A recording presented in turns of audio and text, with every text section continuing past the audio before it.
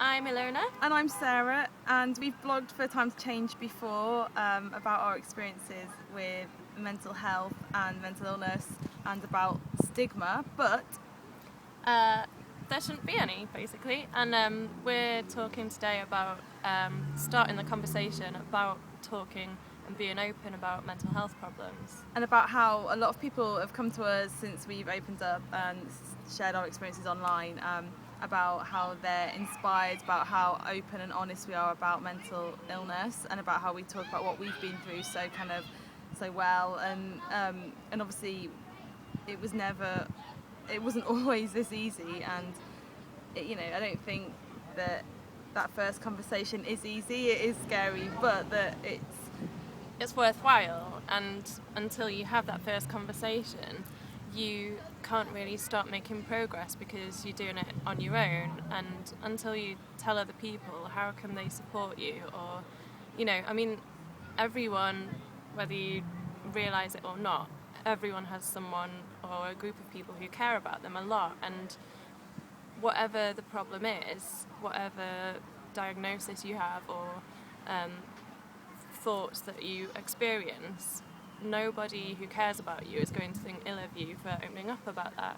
And I think the fear of opening up in that first conversation and letting it kind of fester in your head makes it 10 times worse than actually saying it out loud.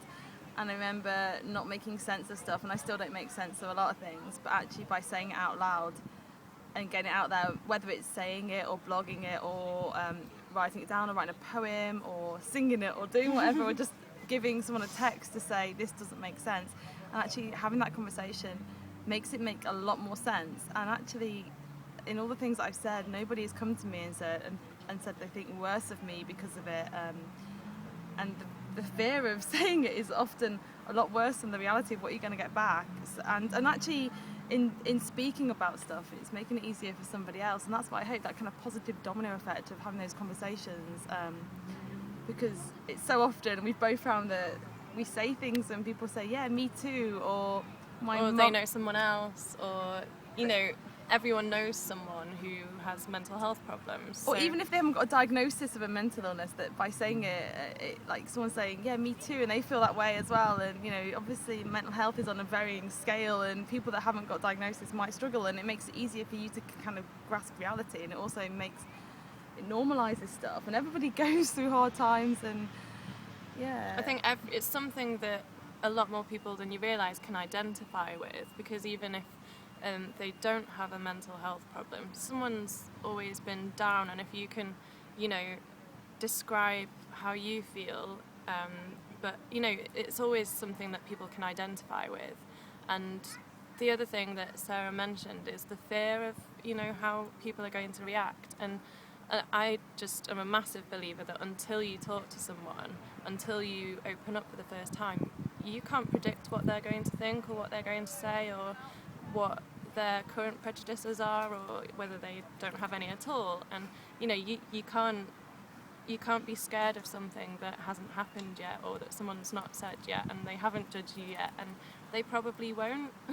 Yeah, I think the fear that someone's gonna think badly of you because of a mental illness is a lot greater than actually the reality of. And actually, the more conversations we have and the more conversations you start and the more open you are, the easier it's going to get. And like I said, the first conversation is hard, but actually I'd like to think that by me talking about my problems, it'll make it easier for people in the future, like we said, that positive domino. And by talking more about mental health, the easier it's going to get for you and for society. So it's only going to make things positively different. And with campaigns like Time to Change, there is a real move forward in people seeming more willing to learn about mental health problems, and a willingness to understand, and to be able to keep that going, we need to get more and more people like us to be able to talk about it. And don't leave it just to us. I was like, we can't do everything ourselves, so actually have your own conversations and just say something at work or mention that you've been through something, because I tell you what, someone's sister, brother, auntie, cousin, friend, I'm pretty sure that they've probably been through something similar. And by speaking out, you're probably helping a lot more people. not even in the advice that you're telling them, but just in the simple fact that you are being open about it might inspire someone else to do that. And whether that's using the Time to Talk hashtag, or whether that's just blogging about it, or literally saying something at work. Or sign the pledge on the Time to Change website. Just anything you can do to have that first conversation. I tell you what, it's going to make it a hell of a lot easier for you and for everybody. So just talk about it and don't be ashamed, and let's work and make that stigma go away, because it's so close to just people accepting that it's not an issue. And we've just got to keep the conversation going, and don't be scared. And we will if you do. Yeah. See ya. Good luck. Bye.